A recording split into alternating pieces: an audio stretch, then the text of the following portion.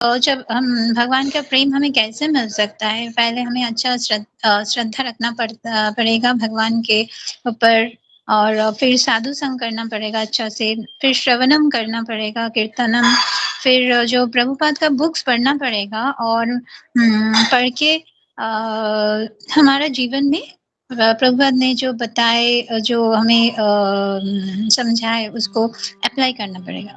तो प्रभु मेरा एक थोड़ा-सा छोटा क्वेश्चन है कि ये जो प्रभुपाद का बुक्स पढ़ के जीवन में अप्लाई करना है, ये क्या प्रचार है प्रभु जी? हरे कृष्णा, दंडवत प्रणाम।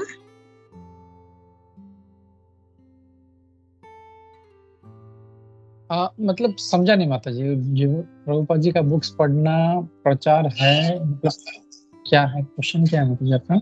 नहीं, प्रभु मैंने पूछना चाहता है कि पढ़ के जीवन में अप्लाई करना है प्रभुपाद का जो बुक्स हमें पढ़ना है, तो हमारे जीवन में भी अप्लाई करना है, बताए प्रभु। तो ये जो अप्लाई करना है, ये इससे प्रचार का लिंक है, मतलब क्या ये प्रचार के बारे में बोल रहे प्रभु? Hare Krishna. Okay, I got your point. Okay,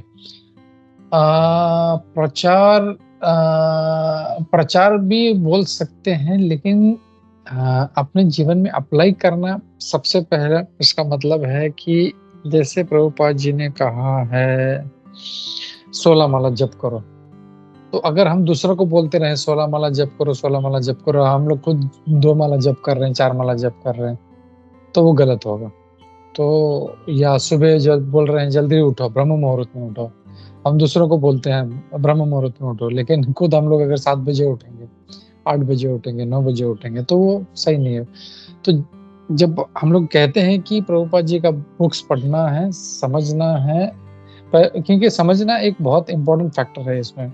कई बार होता है कि फिलॉसफी हम लोगों को समझ में नहीं आता है, भक्त कोई आगे बढ़ता क्यों नहीं जीवन में। हम देखते हैं कई भक्त हैं कितने टाइम से, लेकिन आगे ही नहीं बढ़ रहा है। क्यों नहीं बढ़ता? क्योंकि वो फिलॉसफी को समझा नहीं है ढंग से। वो तो पहले वो पढ़ता नहीं है ढंग से, जब पढ़ता नहीं है तो समझेगा नहीं, समझेगा नहीं तो अप्लाई नहीं करेगा। तो ये एक सीक्वेंस है, एक लैडर है। पहले तो पढ़ना पड़ेगा, जब अच्छे से पढ़ेगा तब वो उसको समझ में आएगा, और अच्छे से जब समझेगा तभी वो अप्लाई कर पा। उसको समझा ही नहीं है तो अप्लाई कैसे करेगा?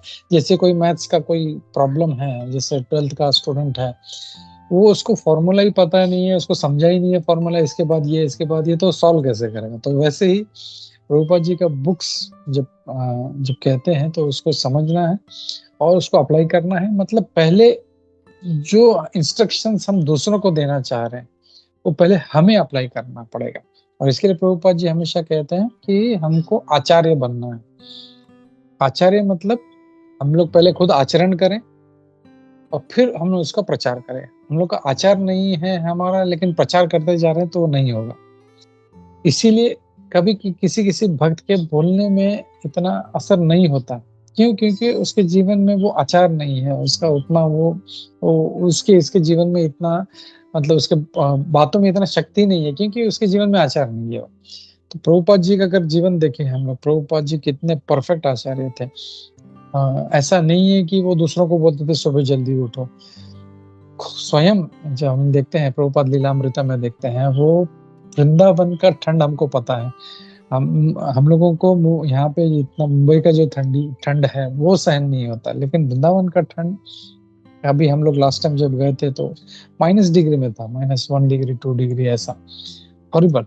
मतलब उस ठंड में प्रभुपाद जी उस 70 साल की आयु में सुबह 3 बजे उठ के वो ठंडे पानी से नहाते। ऐसा भी नहीं है नहाना है तो मुझे गर्म पानी चाहिए, नहीं, वो ठंडे पानी से नहाते थे और अपना जो जप करते थे वो। तो आचरण बहुत जरूरी है। हम लोग पहले हम लोग खुद अपना करें, है ना? तो चैतन्य महाप्रभु क्या बोलते हैं, जीवन सार्थक करी करो परोपकार। हम लोगों को दूसरे का परोपकार तो बाद में करना है, लेकिन पहले अपना जीवन सार्थक करो। हम अपना जीवन सार्थक किया नहीं है, दूसरों को प्रचार करने के लिए निकल जाते हैं हम लोग। वैसे नहीं होना। हम लोग को पहले अपना सब इंस्ट्रक्शंस जो है प्रभुपाद जी दे रहे हैं, हम लोग को खुद को अपना अप्लाई करना है। और फिर जब अप्लाई करके हम लोग फिर जब बताते हैं तो उसके उस भक्त के बोलने में फिर असर भी होता है। और लोगों को आकर्षित भी करता है और लोग उससे प्रेरित भी होते हैं। तो ये एक बहुत ज़रूरी फैक्ट है कि अ, अपने जीवन में हम उसको अप्लाई करें पहले। अगर अप्लाई नहीं करेंगे, खाली प्रचार करते रहेंगे तो इट विल बिकम जस्ट है ना, क्या बोलते हैं ना, एक मिथ्याचार हो जाएगा। हम लोग कर कुछ रहे हैं, बोल कुछ रहे हैं।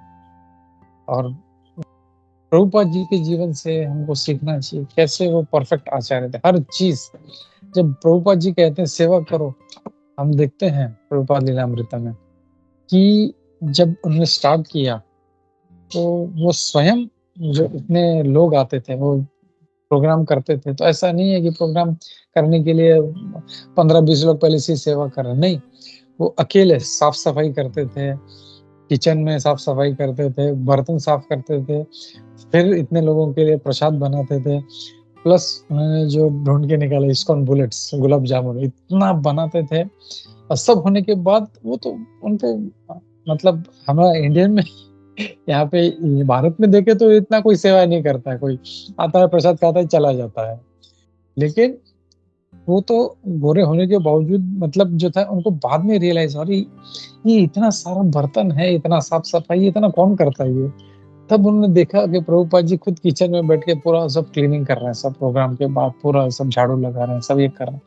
फिर उन्होंने बोला, "प्रभु Swami ji can we help you?" ये उस टाइम पे वो स्वामी जी करके पुकारते थे। बोले, "Swami ji can we help you?" बोला, "yes, I was waiting for this." और फिर धीरे-धीरे, धीरे-धीरे जो है वो इसमें लग गए।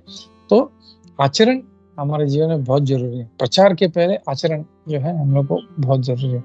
और ये जब करेंगे और फिर हम किसी को बोलेंगे तो वो उसके बोलने में असर भी रहेगा। उतना जो है लोगों को हृदय को छू लेता है उनका बात। तो ये बहुत ज़रूरी है इसके लिए। यही एक पॉइंट है। प्रोफिट के बाद वो प्रचार करे तो फिर it's okay. I hope that answers your question Mata. Hare Krishna. Yes Prabhu, yes Prabhu. Thank you so much, thank you so much. Hare Krishna Prabhu ji, दंडवत प्रणाम।